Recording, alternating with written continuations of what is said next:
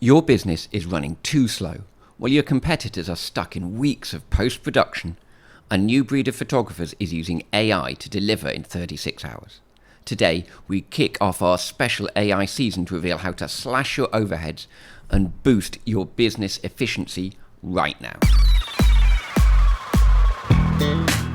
Welcome to Commercial Photographer, your guide to marketing, creativity, and growth.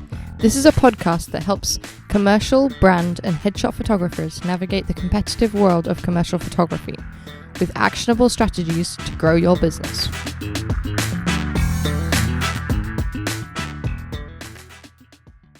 Sam, how you doing? Very good, Marcus. How about you? I'm very well, thank you. I've just come back from a massive shoot in Miami for a few days, and I was talking at the conference, Society's conference in London. So my feet are firmly back on the ground and getting back to it. And with that in mind, we've got a guest today, Sam. Excellent. Who do we have, Marcus? We've got Glenn E. Grant all the way from Toronto. Glenn, how you doing? I'm good, Marcus. Good to meet you, gentlemen. Yeah, welcome to the show. Coming up on the show, we are officially launching our special series, The AI Revolution. Over the coming weeks, we'll be investigating how artificial intelligence is fundamentally rewriting the rules of our industry. We are starting this season with a look at how to reclaim 60% of your working week by moving past the AI fear and looking at the cold, hard business facts. We're diving into how technology is handling the heavy lifting of client onboarding and shooting prep. We'll also investigate the vital part of the editing process that most photographers are currently skipping, which is costing them visibility and money. We'll explore vision technology that can analyze an image and tell you exactly how to color grade your work in seconds. And we tackle the big ethical question. How do you use these tools to achieve a perfect commercial result while keeping your work authentic? If you want to ensure your commercial photography business survives the next 12 months, this season premiere is essential listening. We've got you on because we're doing an AI season. We're going to be diving into AI, everything you need to know about it for your business and creativity. So I know you're a photographer who uses AI in their practice. Tell me all about it. My background is technology, and thank you for getting me on the show itself. I'm happy to be here. AI is one of those particular subjects that is sort of grinding for a lot of photographers right now itself. They feel threatened by it, and I'm one of those people that literally cause them grief because I embrace AI. I love it, and I work with it. So for me, as a photographer, as a commercial photographer, I spent 25 years now as a commercial photographer. Okay. I've gone from fitness into products and brands and marketing and everything else of that nature. I utilize AI in a very strategic fashion. It starts my business off from the moment that I have a client intake. I will use AI to work with that particular client in my own way. AI basically reduces my overhead about 60% in terms of what it is that I do. Yeah. It solves the monotonous day-to-day issues and leaves me to just simply shoot and work. So are you kind of able to take us through from when a client starts to come on board, the different stages where a client comes through with you and does the shoot and so on, and how you use AI in those different processes and different stages? Essentially, it starts from the intake of the client itself, onboarding the client itself. Mostly communication with the client is always done by myself. I don't use AI to respond to generally speaking, I don't use AI to communicate with my emails and so on and so forth. But once I have a clear idea of what the client is after itself, that process moves into AI. I will ingest their needs and desires, the project, the concepts, everything else of that nature. I put it into AI itself. I utilize AI to then provide me with a structured work process itself that comes out. And it depends on the client. It will vary. Okay, so you're saying basically you have a conversation with the client, you understand what they're after, and effectively you feed that into an AI tool and it gives you a plan for a day, for what you're going to shoot and that sort of thing. Is that what you're saying? Yes. So let's say, for example, we take a client, let's say we take a fashion client and it wants to shoot a particular, an outfit or 2 or 3 outfits, and they want to shoot that itself. They have an idea of the model that they want to use.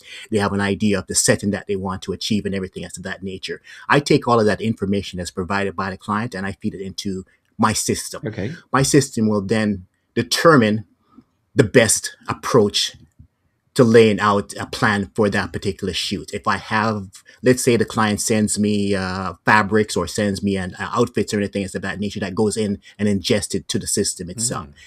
From that, we produce what we refer to as a shoot prep. The shoot prep will contain what it is that we're looking for from the model, what type of model would best suited itself, and that goes all back to the client.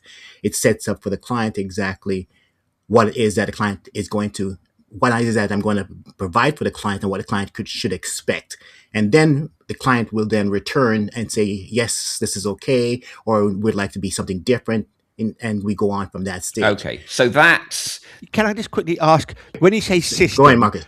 do you mean, is that like a general AI system like ChatGPT or Gemini, or is that something of your own doing?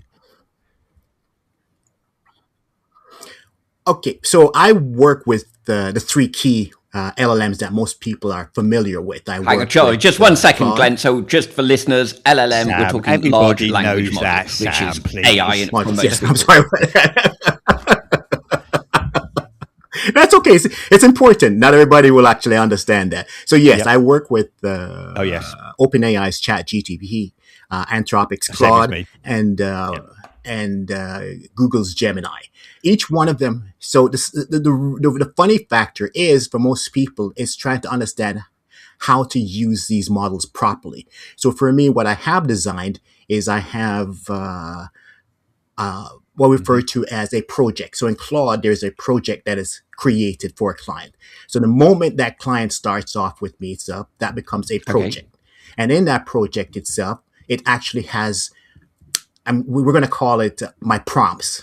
Right. So I have built a series of structured prompts, refined those prompts over a period in time itself, and that's responsible for managing everything that I put in. So we take a project is be a folder. The moment I put a client into the folder knows exactly what to do with that client and the output that is going to expect it from that. Okay, so you've spent time with Claude kind of teaching it what you want it to do. Is that right? So then every time you've got a new client, you give it certain particular information, and because you've kind of asked it to do certain things again and again and told it, please remember this, it then knows when you give it that information what output you're expecting. Is that right? Exactly. So the way that we will use the LLMs or the chats is specifically for a different nature. In Claude, I have it designed that whether or not I am working with a fashion or whether I'm working with a product or whether I'm working with just an individual as a brand itself, it actually has a core set of instructions I call prompts to work from. Okay.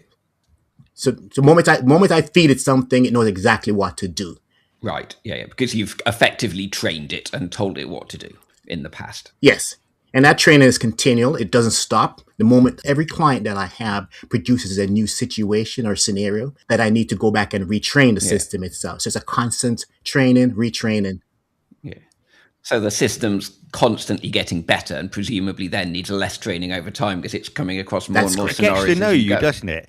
Funny enough, as I said earlier in the show, I was photographing a conference last week in Miami, 5 days, and it was an AI conference. So all this is just sounding like, my God, this is really part of my life now, or part of our lives now, isn't it? There's no escaping it. Well, let's be honest itself. When I started with photography itself back in 1998 itself, I started as a digital photographer. I have never shot film in my life.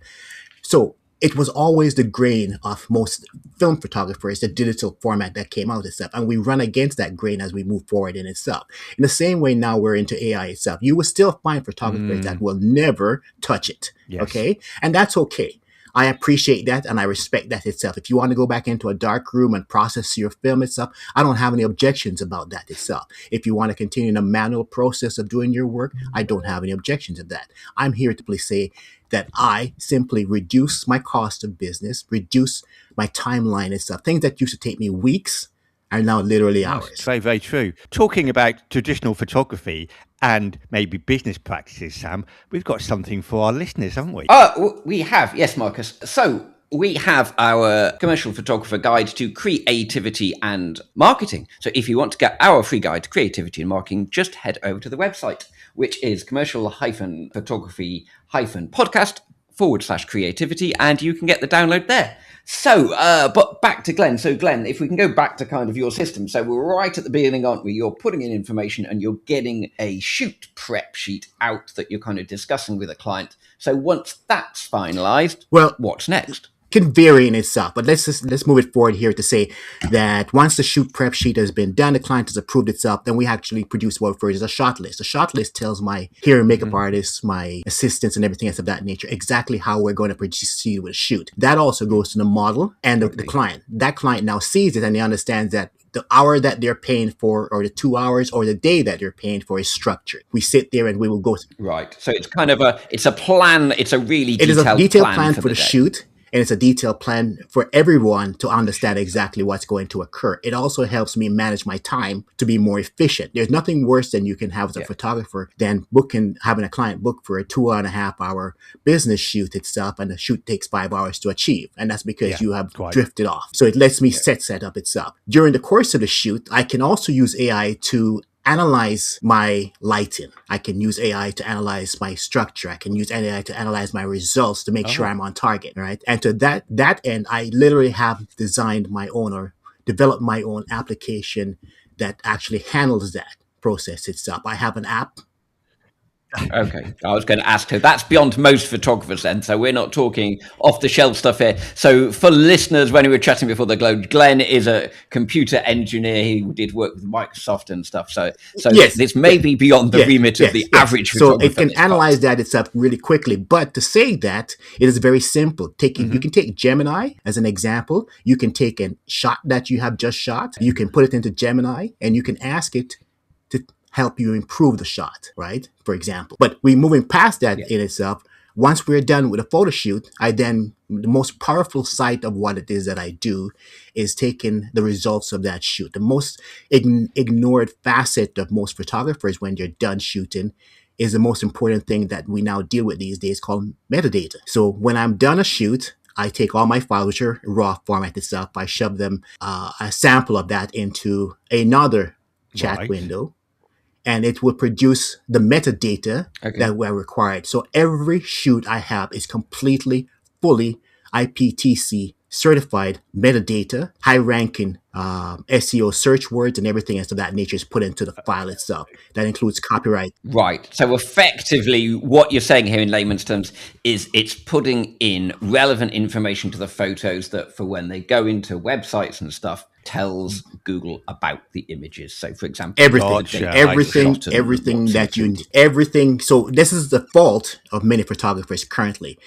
Most people will shoot, they will process, they will edit, and they will retouch. Those images that they're dumping may have a copyright statement, may have a date timestamp itself, will have your camera and your lens that you have used, but there has nothing else to come back to you. My images all are metadata driven, and it doesn't take anything. It's nothing fancy. It's a simple prompt that produces an XMP file that is ingested, whether it's been in Bridge or I like to use Photo Mechanic, but it doesn't matter if it be Bridge or Photo Mechanic itself, or even in Lightroom that you can actually put the data inside there itself, which is the very most important part. Okay, so the AI effectively creates you a load of data that you can import in, and it automatically gets put in the right images. So then all of that correct data is on the correct image. Yeah, I was going to say, Marcus, it sounds like an alt tag on Marcus. steroids. It is. So typically speaking, most people ignore this stuff itself because it takes hours to go through your stuff and put that stuff in itself, right? Nowadays we have, with AI technology itself, we have scrapers out there itself. And the only way to deal with this kind of stuff or embrace your copyright and your marking is to make sure that your alts are completed. Essentially, your metadata and your IPTC information is in each and every file as it's released out there itself. Okay, so you've not just got information about the image, but you're also putting in effectively contact information, copyright information. Everything you could possibly, every detail of meta tags or metadata, every detail of the IPTC standards to 2025, everything is inputted into a file on it itself. So so most people refer to them as a sidecar files that are part of your images itself. It is there as a sidecar file for every image itself. So it is ingested and it's understood. Filtered. And that's taking it to that particular point in itself. So I can really see what you were saying at the head of the show about how you're using AI really to save an a little amount of time and really reducing those laborious tasks. Absolutely. So the bottom line for most people is the delivery time for a client. Okay. And as such, photographers will take weeks, months to deliver because there's a lot of work that he or she has to do in getting things done and prepared and everything else of that nature. When I tell you that I have reduced the overload on myself by about 60%, I'm really meaning that I can literally shoot and have delivery to a client within a matter of 36 Wow, hours. that's fantastic. And tell me, Glenn, we are going to be diving into this in other shows, but do you use it as part of your creative process? Do you use it for retouching at all, AI? Yes. Well, AI, my core, the Adobe system itself, as well as I work with C1, Capture One as well. Yeah. We have to appreciate the fact that each one of these particular software, whether it be Lightroom or Photoshop or Capture One, each one of these particular software actually uses AI inside of it. People just ignore it. So AI is a fundamental part of that system in itself. So yes, I do use AI in my editing. I do use AI in my retouching. The difference between myself and the next person is the fact that I have analytical software that will analyze things. For example, if a client says to me, this is a look that I want to achieve, we not necessarily will have that particular look when we're shooting because we may be lighting everything properly and everything else of that nature. So in editing, we now have to get that look. How do I determine that look? I use Vision. Vision now comes Gemini. I can take an image, feed it into Gemini, and have Gemini tell me exactly what I need to tune my colors to, my contrast, my everything, so I can achieve that look. Okay. So it's not that Gemini's editing the image, but it literally is able to tell you the settings. That is correct. change We're on the using image to vision get it to the technology. look So you want. Gemini is one of the strongest vision tools out there. You can give Gemini this. So the same way we understand Google and we do a reverse search for an image. So if you say to Google itself, without taking, let's not be talking about photography. You take an image that you've seen on the internet itself, you can tell Google to go reverse search it itself. It's breaking that image down into a logical state of pixels, and it's going to search for that image. It's using vision to do that. That vision is what's available to us right now in Gemini as a chat that can do that. And I take anything. So yes, I break it down. It will break down every shot for me and give me everything I need to produce it. It's not going to be perfect. But here's the thing now, I don't have to spend 3 hours editing. No, quite. I spend 5 minutes. And I believe, Absolutely. and I believe Massively Gemini, reducing your editing time. correct me if Yeah, I'm go on, wrong, but I Marcus. believe Gemini is now going to be working in collaboration with Apple. They've actually going to be they've come together to work on their AI for Apple. Yes. They tried Yes. OpenAI and they moved on to Gemini. The biggest thing for Gemini is, of course, we all know, is the nuance of the new Nano Banana Yes. Image generator itself and VO3 and video itself. That, again, those things are absolutely in the vision technology itself. And yes, Wow. so yes, Apple is making the right move, so to speak, in I my can't mind. believe we're using these terms like in everyday terms as part of our vocabulary now, and yet in the general public, it's only been around for 2 years. Isn't it incredible how it's so caught on? Absolutely. I mean, I got into this, in 2022. So 3 years. November passed is 3 years since OpenAI launched as an open system. It's about the same time for Midjourney as a generative AI tool itself. But here's the thing: the struggle has been consistent over the last 2.5 years of getting to this point that we are. It's been a struggle. It hasn't been perfect. It has been an absolute uphill battle itself. Google, within that time itself, has managed to righten themselves and set a pace right now. So now we're sitting here we can talk about Gemini and Google and their technology and everything else of that nature. It helps me as a photographer.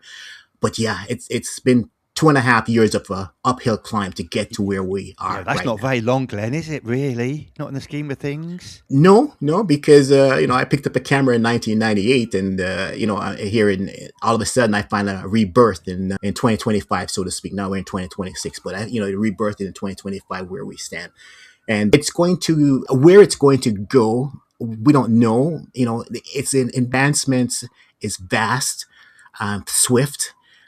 We had the last 90 days where we went from 0 to 100. Yeah. Okay.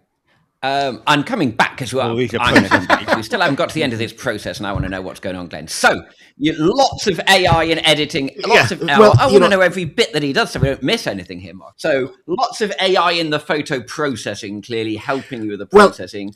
there's a happens number after of different things. One of the things that we haven't, I sort of skipped through itself, is in how we now conduct a shoot. We don't have to be picture perfect in a shoot Okay. because I can use AI. For example, as a commercial photographer, we know that marketing is everything itself. So we see a product and we see a model and we see a nice dress and everything else of that nature itself. I'm at the stage right now itself where I don't need, let's take something like a fashion shoot. I can bring a model in and I can shoot that model just as a model.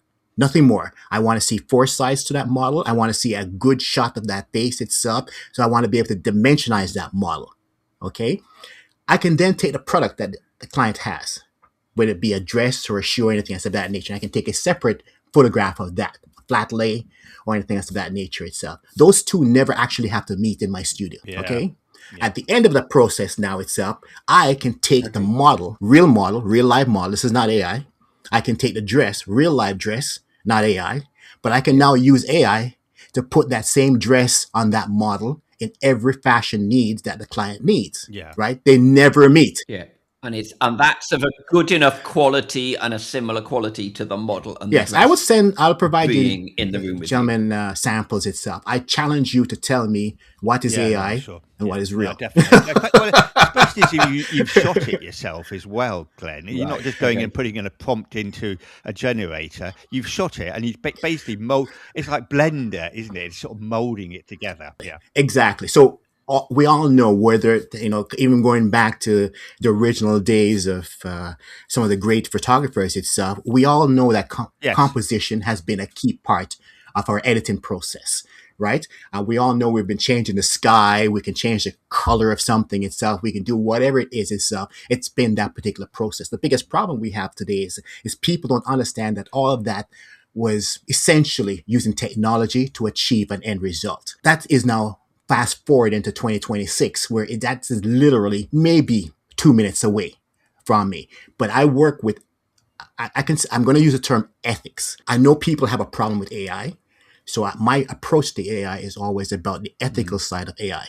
I'm using a live model. Yes. I would use a live Yes. product, right? I would use a live scene. End result, perfection in that end result is achieved by utilizing AI. So what normally would take the editing process a week, 2 weeks to finalize and achieve itself, I can produce for that client within a matter of 1 hour. I hear you. Do you think there should be a stick on pictures to say it's AI generated? I think no. And the reason I say no, I understand that there is that moral safeguard, that ethical safeguard, but let's be honest itself. The people that are out there trying to deceive you are never going to stick anything on anything for you. Okay. We don't put a sticker and say this image was composted. True. We don't put a sticker and say this image was edited. We don't put a sticker and say this image was retouched. We don't put a sticker to say the eyes were changed, the colors were changed. What you're seeing is not what was actually photographed, right? So why are we going to label AI, which is just a matter of editing 2026? That's a all. good answer. Okay. So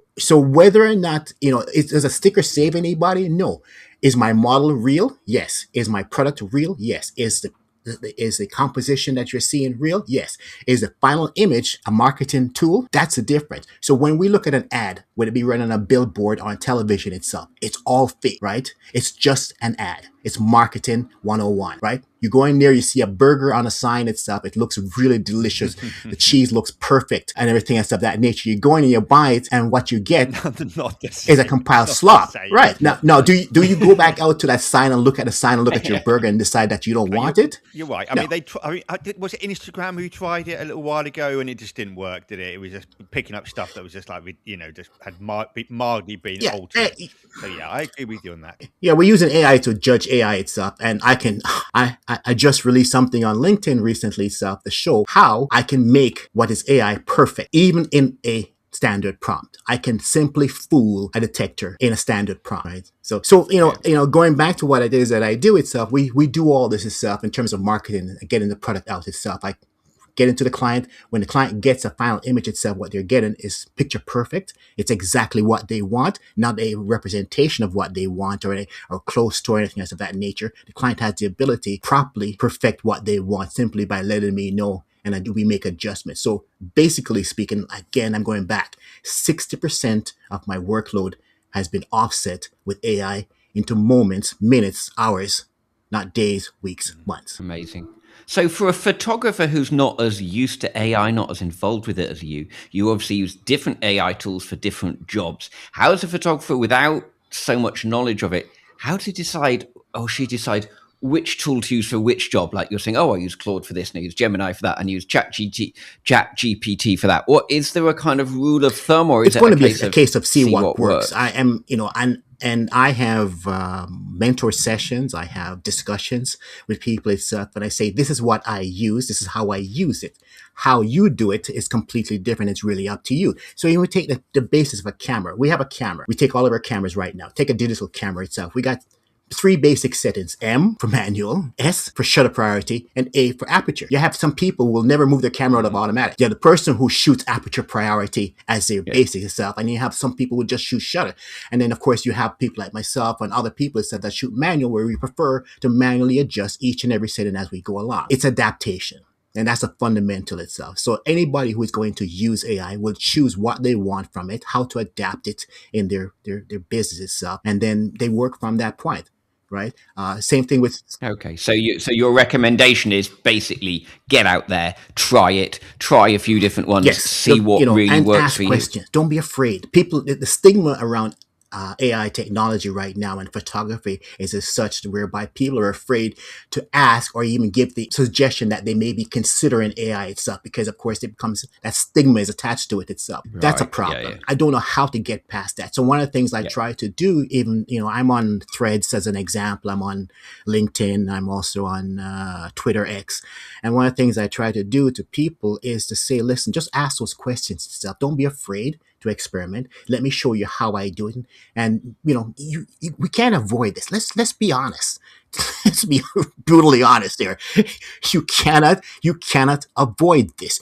You can pretend, but it's here to stay. It's not going anywhere. Glenn, that was absolutely fantastic. Really, really interesting. A great starter for AI season. Thank you very much. You're quite welcome, gentlemen. Well, that was the ultimate way to start our AI season. Glenn really blew the doors off. It's just a filter myth. Business efficiency. Okay, seeing AI is a tool that reduces 60% of the monotonous workload is a game changer. It means we can get back to what we love, the actual shooting, while the system handles the heavy lifting. Metadata and SEO. I think the biggest technical takeaway was that the invisible step using AI to automate metadata and IPTC data. It's that part of the job we all tend to ignore, but it's what actually makes our commercial photography searchable and protects our copyright. Ethical composition.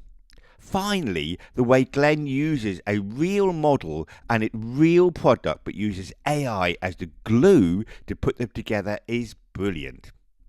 It's not about faking a reality, it's about using technology as a digital darkroom to perfect a vision in record time. And don't forget that you can get for free the Commercial Photographer Guide to Creativity and Marketing. After all, that's what this show is all about. To get your free download, all you need to do is go to our website at commercial-photographer-podcast.com/creativity. Let me do that one again. commercial-photographer-podcast.com/creativity. And from there, you can get your free guide from us to marketing and creativity. Yeah, it's amazing. And Glenn, if people want to get in touch, have questions, where can they find you? How can they get in touch? My website is Glenn E. Grant. That's GLENEGRANT.com. My social media handle is at Glenn E. Grant. It's universal. Doesn't matter where you are, Facebook, anything else of that nature. I'm on pretty much all the platforms inclusive of Instagram. I am on there itself. Perfect. Brilliant. Amazing. Thank you so much, Glenn. It's been really interesting speaking to you. And Marcus, I will see you next week. See you next week, Sam, and thank you very much, Glenn. Very enlightening. It's been a pleasure, gentlemen. Thank you for inviting me on, and hope we get to do this one more time. I'm sure. Thank you. Thanks for listening to this week's episode. If you want to make sure you never miss a show, head to the website commercial-photographer-podcast.com and sign up to the newsletter. We'll be back next week with more practical advice to help you grow your business. See you next time.